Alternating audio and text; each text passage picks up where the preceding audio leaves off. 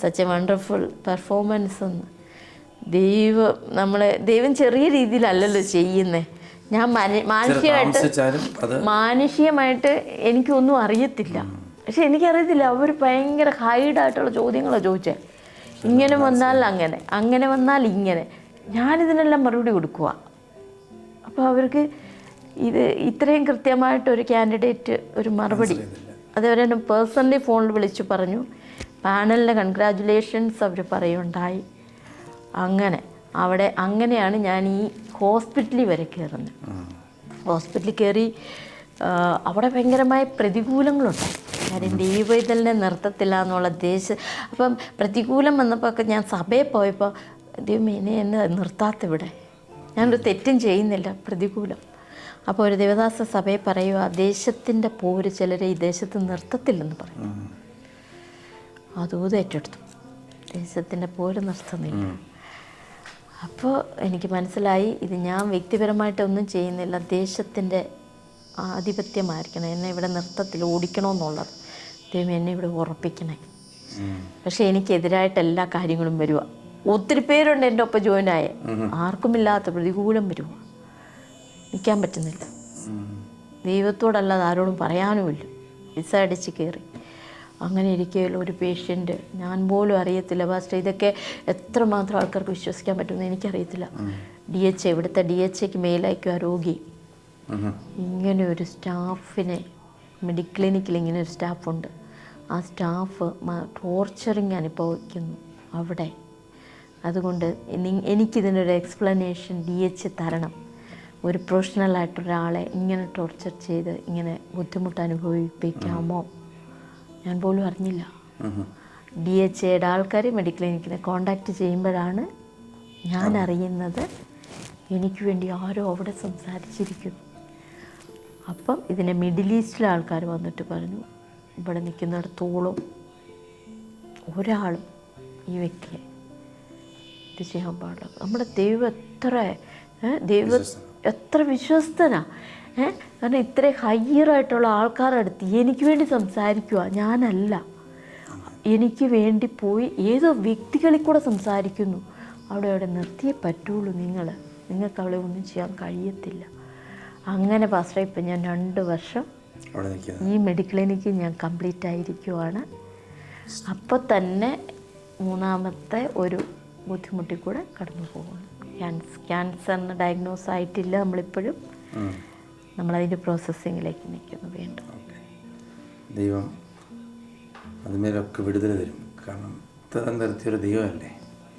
തീർച്ചയായിട്ടും നമ്മളെ അതായത് വാഗ്ദത്തങ്ങൾ തന്ന് ആ വാഗ്ദത്തങ്ങൾ നിവർത്തിയാക്കിക്കൊണ്ടിരിക്കുക. അപ്പോൾ ഒരിക്കലും ദൈവം ആഗ്രഹിക്കുന്നൊരു വ്യക്തിയാണ്. ദൈവം സമയം കഴിയാതൊന്നും വരത്തില്ല. കുറേ പദ്ധതികൾ നിങ്ങളെപ്പറ്റി ദൈവത്തിനുണ്ട്. വിദേശത്തെ കുടുംബമായിട്ട് നിങ്ങൾ ചെയ്യേണ്ട ചില ശുശ്രൂഷകളും ഒക്കെ ഉണ്ട്. അതിനൊക്കെ നിങ്ങൾ ദൈവം വേർതിരിച്ച് നിർത്തിയിരിക്കുക. അപ്പോൾ അത് ഒരു സമയം വരെ ഇങ്ങനെ രോഗങ്ങൾക്ക് പിന്തുടരാൻ പറ്റത്തില്ല. അതിനുശേഷം പറ്റത്തില്ല. കഴിഞ്ഞ ജനുവരിയിലാണ് പാസ്റ്ററെ എനിക്ക് ഒരു കുഴപ്പമില്ല, ഞാൻ പൂർണ്ണമായിട്ട് നോർമലായിരുന്നു. എന്നോട് ദൈവാത്മാവ്, ഇപ്പോൾ ആൾക്കാർ വിചാരിക്കും ഇങ്ങനെ ദൈവാത്മാവ് ഇങ്ങനെയൊക്കെ ഇടപെടും. ഞാനും ഒരു സമയം എൻ്റെ അജ്ഞതയുടെ സമയത്ത് ഞാനും ചിന്തിച്ചിട്ടുണ്ട്, ദൈവാത്മാവ് ഇതൊക്കെ എങ്ങനെ ഈ ആൾക്കാരോട് പറഞ്ഞു, ഞാൻ കേട്ടിട്ടൊന്നുമില്ലല്ലോ, എന്നോട് ഇടപെടും. പക്ഷേ അനുഭവത്തിലേക്ക് വന്നപ്പോൾ ഞാൻ സത്യം മനസ്സിലാക്കുന്നു. എന്നോട് ജനുവരിയിൽ എൻ്റെ കൂടെ ഇരുന്ന് ഡ്യൂട്ടി ചെയ്യുന്ന ഹിന്ദു കുട്ടികളാണ്, നായന്മാർ കുട്ടികളാണ്. അവരോട് ഞാൻ പറയുമോ, ഒരു സ്കാനിൻ്റെ ഒന്നുമില്ല, എൻ്റെ പാൻക്രിയാസിൽ എനിക്ക് ട്യൂമറാണ്. ഞാൻ പറയുക എനിക്ക് പാൻക്രിയാസിൽ ട്യൂമറാണ്. അവരെന്നോട് ചോദിച്ചു സ്കാൻ ചെയ്തോ? അവർ പെട്ടെന്ന് ഞെട്ടി, സ്കാൻ ചെയ്തോ? സ്കാൻ ചെയ്തില്ല. പിന്നെ എങ്ങനെയാണ് പറയുന്നത് ട്യൂമറാണ്? ഞാൻ എൻ്റെ ദൈവം എന്നോട് പറയുന്നു എനിക്കറിയത്തില്ല, എന്നാൽ നിങ്ങൾ പോയി സ്കാൻ ചെയ്യും എന്ന് പറഞ്ഞു. ചേച്ചി പോയി സ്കാൻ ചെയ്യും, ഇളയ കുട്ടികളാണ്. ഞാനവിടെ പോയി സ്കാൻ ചെയ്തു പാസ്റ്ററെ. സ്കാനിനകത്ത് നോർമൽ റിപ്പോർട്ട് വന്നു, അൾട്രാസൗണ്ട് നോർമലാണ് വന്നത്, ഒന്നും ഒരു കുഴപ്പമില്ല. എല്ലാം മറയാം. അപ്പം പക്ഷെ ഞാൻ കേട്ടത് ആരുടെ ശബ്ദമാണ്? കഴിഞ്ഞ നാളുകളിൽ കേട്ട ശബ്ദം തുടരുന്നു. പക്ഷേ നോർമലാണ്. 1 അല്ല 2 അല്ല, പല പ്രാവശ്യം എൻ്റെ റിപ്പോർട്ടുകളുണ്ട് മെഡിക്കൽ ക്ലിനിക്കിൽ. അതൊരു സാക്ഷ്യമാണ്. എല്ലാം നോർമലാണ്. പക്ഷെ ദൈവസന്നിധി ഇരുന്ന് കരയുക, ഇതൊന്ന് കൊണ്ടുപോവാ പുറത്ത്. നീ എന്നോട് പറയുന്നു മെഡിക്കൽ സയൻസ് കാണിക്കുന്നില്ല, ഇനി ഇതെന്താ, എൻ്റെ ജീവൻ എടുക്കാനാണോ ശത്രു? അങ്ങനെ ഞാൻ ഡോക്ടറെ അടുത്ത് പോവുക. വീണ്ടും ഡോക്ടറെ അടുത്ത് പോയി ഡോക്ടറുമായിട്ട് സംസാരിച്ച് ചിരിച്ച് ഡോക്ടർ ചിരിക്കുക. ഈ റിപ്പോർട്ടിനകത്തൊന്നും ഒന്നുമില്ല സിസ്റ്ററെ. പിന്നെ എനിക്കറിയുന്ന ഡോക്ടർ, ഇതിനകത്തൊന്നും ഒന്നുമില്ല, പിന്നെ എന്താ ഈ പേടിക്കുന്നത്? ചിലപ്പം കഴിഞ്ഞ കാലത്തെ ഭയമായിരിക്കും നിങ്ങളെ അലട്ടുന്നത്. ഞാൻ പറഞ്ഞു അല്ല ഡോക്ടറെ, ആ ഭയമൊന്നുമില്ല എനിക്ക്. Something wrong somewhere. എവിടെ? പാൻക്രിയാസ്. എന്തെങ്കിലും പ്രശ്നമുണ്ടോ? വയറുവേദന ഉണ്ടോ? ഛർദി ഉണ്ടോ? എന്തെങ്കിലും പ്രശ്നം? ഒരു പ്രശ്നമില്ല. പിന്നെ എന്തിനാ ഈ റേഡിയേഷൻ അടിക്കുന്നത്? അത് റേഡിയേഷൻ എന്തിനാ? CT MRI ഒക്കെ ചെയ്ത് റേഡിയേഷൻ പോകേണ്ട കാര്യം? ഒരു കുഴപ്പമില്ല. ഡോക്ടർ കുഴപ്പമുണ്ട്. അവസാനം ഞാൻ പറഞ്ഞു ഓക്കെ, എനിക്കൊരു കുഴപ്പമില്ല. എൻ്റെ ഒരു മാനസികമായ ഒരു ഇതിന് വേണ്ടിയിട്ട് ഡോക്ടർ എന്നോട്, ഞാൻ ഡോക്ടറോട് ചോദിക്കുക, ഗ്യാസ്ട്രോയുടെ ഡോക്ടറോട് ചോദിക്കുക, എൻ്റെ മാനസികമായ എൻ്റെ ഒരു ആശ്വാസത്തിന് ഡോക്ടർ എനിക്കൊരു CT സ്കാൻ എഴുതാം. ഡോക്ടർ ചിരിച്ചോണ്ടാ. ആ പോട്ടെ, ഞാൻ എഴുതാം CT എങ്കിൽ CT ചെയ്യിച്ചോണ്ട് പോവാം. ആ CT സ്കാനിനകത്ത് ഫൈൻഡിങ്സ് വന്നു പാൻക്രിയാസ്. ആദ്യം ഞാൻ കണ്ടപ്പോൾ ചിരിച്ച ഡോക്ടർ രണ്ടാമത് ഞാൻ കണ്ടപ്പോൾ ചിരിച്ചില്ല, വേദനയോടെയാണ്.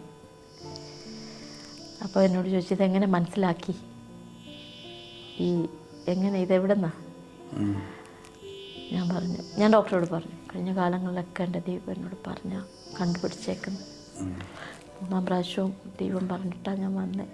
ഡോക്ടർ വിശ്വസിക്കുമല്ലോ എനിക്കറിയത്തില്ല. മൈ ഗോഡ് റിവീൽ ഈ പ്രോബ്ലം എനിക്കുണ്ടെന്ന്. ഹിന്ദു ഡോക്ടർ. എൻ്റെ ദൈവം എന്നോട് പറഞ്ഞിട്ടാണ് ഞാൻ ചെയ്തത്. അപ്പോൾ ഡോക്ടർ പറഞ്ഞു CTയിൽ നമുക്ക് കൺഫർമേഷൻ പറ്റത്തില്ല, നമുക്ക് MRCPയിലേക്ക് പോകണം. MRCPയിലേക്ക് പോയി അവിടെയും കണ്ടുപിടിച്ചു അവർ ഉണ്ടെന്നുള്ളത്.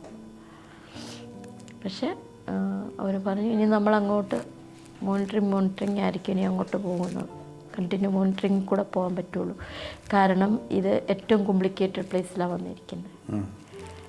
വലിയ മേജറാണ്. ഒരു കാരണവശാലും ഓപ്പൺ ചെയ്യാൻ പറ്റത്തില്ല. കാരണം എല്ലാ ബ്ലഡ് വെസലും അയോട്ട, നമ്മുടെ ശരീരത്തിലെ ഏതൊക്കെ ബ്ലഡ് വെസൽസ് മെഡിക്കലി അറിയാവുന്നവർക്കറിയാം, അതെല്ലാം അതിലേക്ക് കൂടെ പോകുന്നു. അവർക്ക് യാതൊരു കാരണവശാലും ഓപ്പൺ ചെയ്യാൻ പറ്റില്ല. അവർക്ക് ഒരു ഇൻ്റർവെൻഷൻ അവിടെ നടക്കത്തില്ല. ഞാൻ പൂർണ്ണമായിട്ടും വിശ്വസിക്കുന്നു 100% കർത്താവ് പ്രവർത്തിക്കും. ഇത് കർത്താവിൻ്റെ മഹത്വം വെളിപ്പെടുത്താനാണ്. കർത്താവ് ഇത് വെളിപ്പെടുത്തി തന്നു. ഡോക്ടേഴ്സ് മെഡിക്കലി പറയുന്നത് നമ്മൾ ഡയഗ്നോസ് ചെയ്തല്ലോ, നമ്മൾ അറ്റ്ലീസ്റ്റ് കണ്ടുപിടിച്ചല്ലോ, ഈ ഒരു പ്രശ്നം നമ്മൾ കണ്ടല്ലോ, അത് മതി. കണ്ടുപിടിച്ചെങ്കിൽ ഇവർ നിസ്സഹായ അവസ്ഥ നിർത്തിയേക്കുക. ഇവർ പല ആവർത്തി മീറ്റിംഗ് കൂടി ഇതിനെക്കുറിച്ച്. അടുത്ത ദിവസങ്ങളിലെ മീറ്റിംഗ് ഉണ്ട്. നമുക്ക് എന്ത് ചെയ്യാൻ പറ്റും? നമ്മുടെ ഒരു കൊളീഗാണ്, നമുക്ക് എന്തെങ്കിലും ചെയ്തേ പറ്റുള്ളൂ. പക്ഷേ എന്നെ പല ആവർത്തി എൻ്റെ മഹത്വം ഞാൻ ആർക്കും വിട്ടുകൊടുക്കത്തില്ല.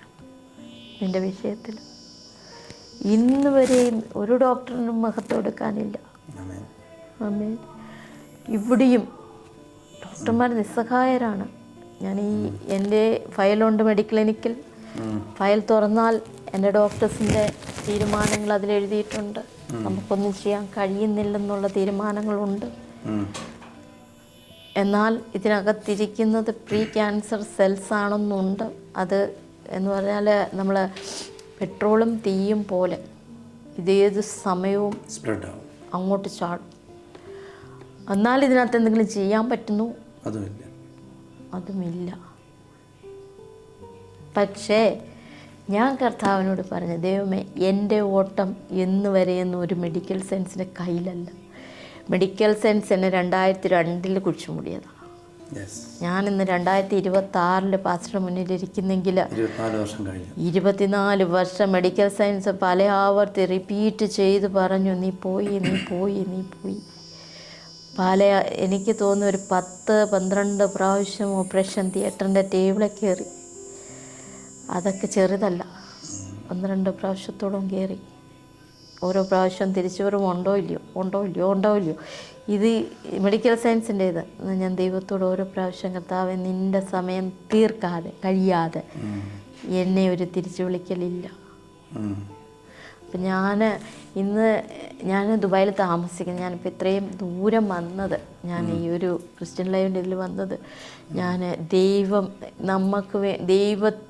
നമ്മൾ ദൈവത്തോട് പറ്റി നിന്ന കാരണം ഇന്ന് ഏറ്റവും കൂടുതൽ ആത്മഹത്യകളും കൊലപാതകങ്ങളും ഇന്ന് ചെറിയ വിഷമങ്ങൾ വരുമ്പോൾ താങ്ങാൻ പറ്റാത്ത അവസ്ഥകൾ ജനങ്ങൾ കടന്നു പോകുക. എന്നാൽ ഇങ്ങനെയൊരു ദൈവം, ഇത് ക്രിസ്ത്യാനികളുടെ ദൈവമൊന്നും അല്ല ഞാൻ പറയുന്നത്, ജീവനുള്ള ഒരു ദൈവം. ആമേൻ. ജീവനുള്ള ഒരു ദൈവം നമ്മുടെ മുന്നിൽ ജീവിക്കുന്നുണ്ട്. ഈ ദൈവത്തെ അറിയാൻ കഴിയാതെ, അല്ലെങ്കിൽ ഈ ദൈവം എന്തെന്ന് അറിയാൻ ആഗ്രഹിച്ചിട്ട് നടക്കാത്ത ഒരുപാട് പേര് ചിലപ്പോൾ രഹസ്യമായിട്ട് പ്രാർത്ഥിക്കുന്നവരുണ്ട്, പരസ്യമായിട്ട് ഇറങ്ങാൻ കഴിയാതെ. ഞാൻ ഒരു ചർച്ചിലോ അല്ലെ ഒരു ഇന്ന സ്ഥലത്തോന്നോ അല്ല പറയുന്നത്, നീ എവിടെ ഇരുന്ന് ദൈവത്തെ വിളിച്ചാൽ അവിടെ ഇറങ്ങി വരുന്ന ഒരു ദൈവം. ആ ദൈവത്തെ നമ്മൾ വിളിച്ചുകൊണ്ടിരിക്കുന്ന പാസ്റ്ററെ, ഏത് മുക്കിൽ നിന്ന് കർത്താവേ നീ എൻ്റെ കൂടെ വരണേന്ന് പറയുമ്പോൾ അവിടെ ഇറങ്ങി വരും. അല്ലാതെ ഞാൻ ഇന്ന സ്ഥലത്തല്ല. ഞാൻ 24 മണിക്കൂറും ഞാൻ ദൈവവുമായിട്ട് കണക്ടിവിറ്റിയാണ്. എനിക്ക് എൻ്റെ ഈ പ്രശ്നങ്ങളൊക്കെ നടക്കുമ്പോഴും ഞാൻ പ്രാർത്ഥിക്കുന്നത് ഇതിൽ നിന്നൊന്നും വിടുതലല്ല, ഒരിക്കൽ പോലും ഇതിൽ നിന്ന് വിടുതലല്ല.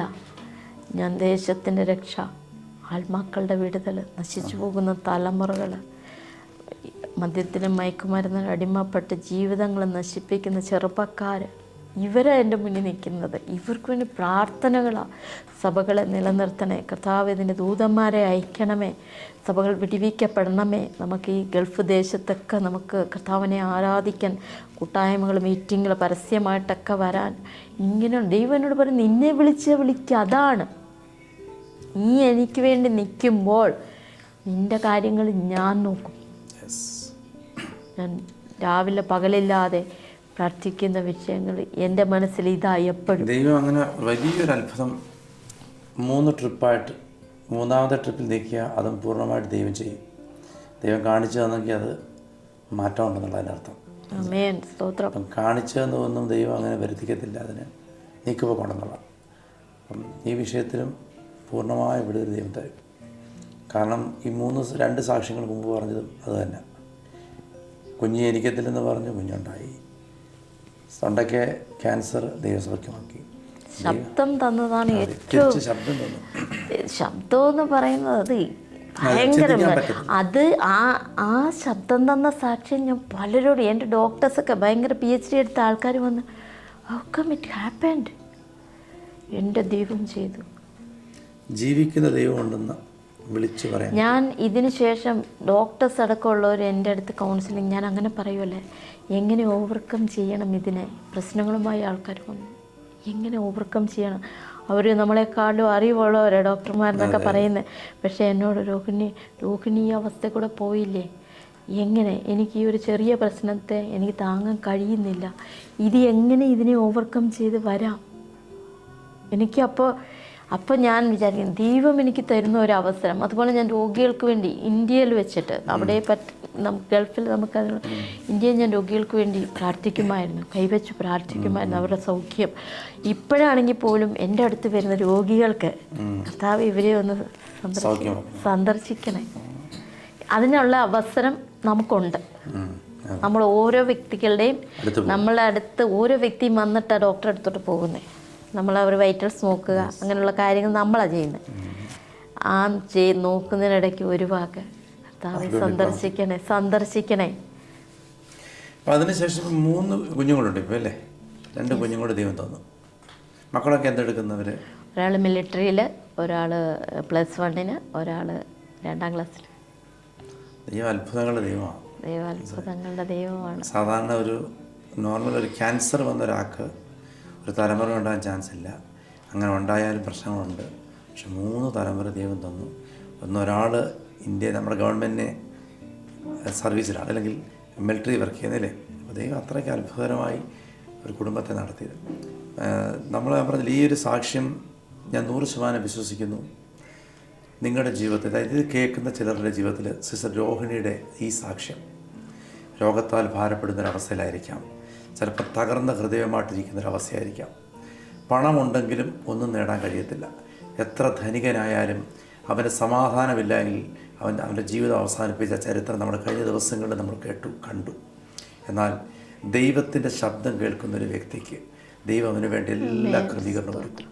ദൈവസന്നിധിയിൽ എന്നാണ് നമ്മൾ കർത്താവുമായിട്ടൊരു ബന്ധത്തിലെത്തുന്നത്, അത് നമ്മുടെ ജീവിതത്തിലൊരു മാറ്റമാണ്. അതുകൊണ്ട് ഈ കേൾക്കുന്നവരോട് എനിക്ക് പറയാനുള്ളത്, നിങ്ങൾ എത്ര വലിയ ഭാരത്തോടെ, എത്ര വലിയ പ്രയാസത്തോടെ ഈ ദിവസങ്ങളായിരുന്നാലും ദൈവത്തിൻ്റെ സന്നിധിയിൽ ഒന്ന് ഏൽപ്പിച്ചു കൊടുക്കുക. കർത്താവേ, നീ എന്നോട് സംസാരിക്കണം, നീ എൻ്റെ വിഷയത്തിൽ ഇടങ്ങണം, എൻ്റെ വിഷയം ഇന്ന് രാത്രികാലം സൗഖ്യമാക്കണം, ഇന്ന് എൻ്റെ ഭാരത്തെ മാറ്റം നീ പ്രാർത്ഥിക്കുന്നെങ്കിൽ, നിൻ്റെ ഹൃദയം കർത്താവിനായി കൊടുക്കുന്നെങ്കിൽ കർത്താവ് നിന്നെ വിടുവിക്കും. ഈ ലോകത്ത് മറ്റൊരു ശക്തിക്ക് നിന്നെ രക്ഷപ്പെടുത്താൻ കഴിയത്തില്ല. വൈദ്യശാസ്ത്രം പരാജയപ്പെടുമ്പോൾ, ലോകത്തിൻ്റെ തന്ത്രങ്ങളെല്ലാം മാറിപ്പോകുമ്പോൾ കരുതുന്ന ഒരു ദൈവം, നിന്നെ സൗഖ്യമാക്കുന്ന ദൈവം, അവൻ്റെ ആണിപ്പഴുതുള്ള കരമാണ് ഈ രാത്രിയിലും നിനക്ക് വേണ്ടി, അല്ലെങ്കിൽ നീ കേൾക്കുന്ന ഈ സമയത്തും നിനക്ക് വേണ്ടി വെളിപ്പെടുന്നത്. അതുകൊണ്ട് എനിക്ക് പറയാനുള്ളത്, ഈ കേൾക്കുന്ന വ്യക്തികൾ ആരെങ്കിലും ഭാരപ്പെടുന്ന വിഷയം എന്തെങ്കിലും മുമ്പിൽ വെച്ചിരിക്കുന്നെങ്കിൽ, രോഗമാകട്ടെ, കടബാധ്യതയാകട്ടെ, ജോലിയുടെ ഇല്ലായ്മയാകട്ടെ, എന്ത് വിഷയങ്ങൾ, എന്ത് ഭാരമായാലും, കുടുംബ പ്രശ്നമാകട്ടെ, ദൈവസന്നിധിയിൽ ഏൽപ്പിച്ചു കൊടുത്തിട്ട് പൂർണ്ണമായി 100% കർത്താവിനെ ഏൽപ്പിക്കാം. 1% പോലും നിൻ്റെ ആരോഗ്യമോ നിൻ്റെ കഴിവോ അതിലുപയോഗിക്കാതെ 100% ദൈവത്തെ ഏൽപ്പിക്കുന്നുവെങ്കിൽ ദൈവം അത്ഭുതകരമായി പ്രവർത്തിക്കുന്നു. സിസ്റ്റർ രോഹിണിയുടെ സാക്ഷ്യം അതാണ് പറയുന്നത്. വൈദ്യശാസ്ത്രം പറഞ്ഞു നീ തീർന്നു എന്ന് പറഞ്ഞു. ആ വൈദ്യശാസ്ത്രം തീർന്നു എന്ന് പറഞ്ഞിടത്താണ് ഇന്ന് 24 വർഷമായി വീണ്ടും ഇന്ന് രാത്രികാലം ഈ സാക്ഷ്യം പറയാൻ എൻ്റെ അടുത്ത് വന്നെങ്കിൽ ഞാൻ പൂർണ്ണമായി വിശ്വസിക്കും. ഇപ്പോൾ ഡയഗ്നോസ് ചെയ്തിരിക്കുന്ന ഈ ഒരു അസുഖം 100% കർത്താവ് അതിന് പൂർണ്ണമായി വിടുതൽ കൊടുക്കും. കാരണം ദൈവം കാണിക്കുന്ന ഒരു അസ്വസ്ഥതയാണെങ്കിൽ അതിന് വിടുതൽ ദൈവം കൊടുക്കും. അവരെ പറ്റി ദൈവത്തിന് വലിയ പദ്ധതിയുണ്ട്. ഇന്ന് രാത്രിക്കാലം പ്രിയ സിസ്റ്റർക്ക് ദൈവത്തിന് ഈ കേൾക്കുന്നവരോട് പറയാനുള്ള ഒരു സാക്ഷ്യം പറയാം, ഒരു അവസാന വേർഡ് പറയാം. നമ്മൾ ഏത് കഷ്ടതയാണേലും പാസ്റ്ററെ, ഏത് കഷ്ടത്തിൽ കൂടെ പോവുകയാണെങ്കിലും നമ്മൾ മനുഷ്യരിലോ ലോകത്തിലോ ആശ്രയിക്കാതെ നമ്മൾ ദൈവത്തിൽ ആശ്രയിച്ചാൽ, നമ്മൾ ജീവനുള്ള കർത്താവിൽ ആശ്രയിച്ചാൽ, നമ്മൾ വേദപുസ്തകം എടുത്തുകൊണ്ട് നമ്മുടെ കണ്ണുനീരോടെയുള്ള ആ വിളിക്ക് കർത്താവിനോട്, ദൈവമേ എന്നെ സഹായിക്കണേ. അവർക്ക് ഒരുപക്ഷെ കർത്താവെന്നൊന്നും പറയാൻ അറിയാത്തവർ കേൾക്കുന്നുണ്ടാവാം. ദൈവമേ എന്നെ വിടുവിക്കണമേ, എന്നെ ഇതിൽ നിന്ന് പുറത്തു കൊണ്ടുവരാൻ ആരുമില്ല, ദൈവമേ നീ മാത്രമേ ഉള്ളൂ എന്ന് ഹൃദയം തുറന്ന് നമ്മൾ ദൈവത്തോട് പറഞ്ഞാൽ നമ്മളെ ആ പ്രശ്നം നമ്മുടെ ദൈവം അതിനെ കണ്ടില്ല നടിച്ചു പോകത്തില്ല. കണ്ണുനീരിനെ മറികടക്കത്തില്ല. കണ്ണുനീരിനെ തുരുത്തിയിലാക്കി വെക്കുന്ന ദൈവം, ആ കണ്ണുനീരിന് മറുപടി അത് നമ്മൾ വിളിച്ചു ആ സെക്കൻഡിൽ വരണമെന്നില്ല. പക്ഷേ നമ്മൾ നിരന്തരമായി ദൈവസന്നിധിയിൽ മുട്ടുമടക്കിയാൽ നമ്മുടെ ഏത് പ്രശ്നമുണ്ടും, കടമായിക്കോട്ടെ, രോഗമായിക്കോട്ടെ, വിഷയങ്ങളായിക്കോട്ടെ, അതഴിഞ്ഞു പോകുന്ന ഒരു കാഴ്ച നമ്മുടെ മുന്നിൽ തന്നെ നമ്മളതിനെ കാണും. അത് 100% എൻ്റെ സ്വന്തം സാക്ഷ്യത്തിൽ നിന്നാണ്. ഞാനിത് ആരുടെയും കടമെടുത്ത് പറയുന്ന സാക്ഷ്യമല്ല. എൻ്റെ ജീവിതത്തിൽ ഞാൻ കടന്നുപോയ, ഞാൻ ഹിന്ദു ബാക്ക്ഗ്രൗണ്ടിൽ നിന്നും വന്ന ഞാൻ, എല്ലാ ദേവന്മാരും എല്ലാം ആരാധിച്ചിരുന്ന അമ്പലത്തിൽ പോയിരുന്ന ഞാൻ പറയുന്ന ഒരു സാക്ഷ്യമാണ് ഇത് കർത്താവിനെ കുറിച്ച്. ദൈവം അത്ഭുതകരമായി നടത്തിയിട്ട് പ്രിയ സിസ്റ്റർ ഈ ഒരു സാക്ഷ്യം പറയുവാൻ ഇന്ന് രാത്രിക്കാരൻ ദൈവം ബലപ്പെടുത്തി. ദൈവത്തിന് എല്ലാ മഹത്വം കൊടുക്കുന്നു. കർത്താവ് ഇനി പുതിയ സാക്ഷ്യമായിട്ട് അടുത്ത സ്റ്റേജിൽ അത്ഭുതകരമായി നിർത്തുവാൻ ദൈവം ബലപ്പെടുത്തട്ടെ. കുടുംബത്തെ ദൈവം അനുഗ്രഹിക്കട്ടെ, കുഞ്ഞുങ്ങളെ ദൈവം അനുഗ്രഹിക്കട്ടെ. ക്രിസ്ത്യൻ ലേവൻ ഈ പ്രവാഹത്തിൽ പങ്കെടുത്തതിന് ഒത്തിരി നന്ദി. Thank you.